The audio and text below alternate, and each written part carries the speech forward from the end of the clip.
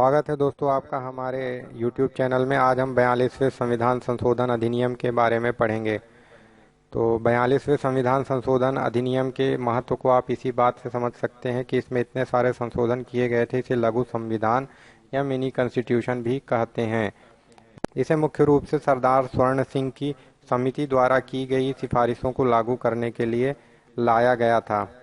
उच्च न्यायालयों में अनिर्णित मामलों की बढ़ती हुई संख्या को कम करने के लिए सेवा, राजस्व, सामाजिक आर्थिक विकास और प्रगति के संदर्भ में मामलों को शीघ्र निपटाने के लिए प्राधिकरणों को जोड़ा गया। इसे संविधान के भाग 14 क में जोड़ा गया।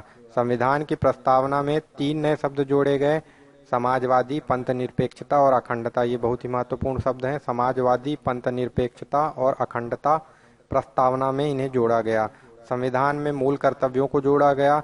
इन्हें भाग 4A में या 4 क में रखा गया और अनुच्छेद 51A जोड़ा गया। राष्ट्रपति को मंत्रिपरिषद की सलाह के लिए बाध्य कर दिया गया। इसके पहले राष्ट्रपति मंत्रिपरिषद की सलाह से कार्य करता था, लेकिन इसके बाद बाध्य कर दिया गया। हालांकि 44वें संविधान संशोधन अधिनियम के द्वारा राष्ट्रपति को एक बार पुनर्विचार के लिए विधेयक को लौटाने का अधिकार दिया गया। संविधान द्वारा संशोधित किए गए किसी भी संविधान संशोधन अधिनियम को न्यायिक समीक्षा के दायरे से बाहर कर दिया गया। मतलब अगर संसद कोई संशोधन कर देती है तो उसे सुप्रीम कोर्ट में चुनौती नहीं दी जा सकती थी। लोकसभा और विधानसभा के कार्यकाल को 5 वर्ष से बढ़ाकर 6 वर्ष कर दिया गया। फिर से 44वें संविधान संशोधन अधिनियम 1978 में इसे भी पुनः 5 वर्ष कर दिया गया। ये संविधान संशोधन इमरजेंसी के पहले आया था दोस्तों, तो आपको उसकी झलक दिख सकती है इसमें। नीति निर्देशक तत्वों को लागू करने के लिए बनाए गए किसी कानून को इस आधार पर न्यायालय में चुनौती नहीं दी जा सकती थी कि उससे किसी भी प्रकार के मूल अधिकार का उल्लंघन हो रहा है।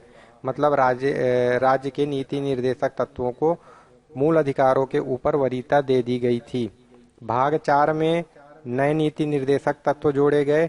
सभी के लिए सामान्य और निःशुल्क कानूनी सहायता, उद्योगों के प्रबंधन में कर्मचारियों और श्रमिकों की भागीदारी, पर्यावरण तथा वन्य जीवों का संरक्षण, ये कुछ महत्वपूर्ण और अच्छी चीजें जोड़ी गई थी भाग 4 से नीति निर्देशक तत्वों में। अनुच्छेद 352 के तहत पहले के पूरे भारत में इमरजेंसी लगाई जा सकती थी, लेकिन इसके बाद किसी एक क्षेत्र में भी आपातकाल लगाया जा सकता था। अनुच्छेद 352 के तहत केंद्र किसी राज्य में कानून व्यवस्था को बनाए रखने के लिए सैनिक बलों को भेज सकता था।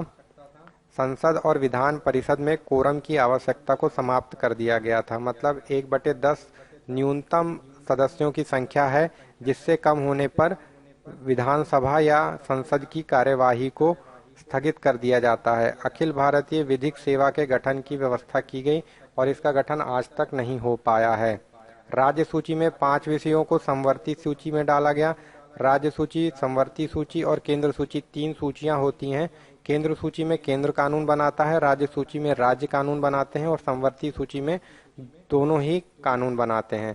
तो राज्य सूची से 5 विषयों को समवर्ती सूची में डाला गया: शिक्षा, वन, वन्य जीव एवं पक्षियों का संरक्षण, नापतोल, न्याय प्रशासन, अधीनस्थ न्यायालयों का गठन।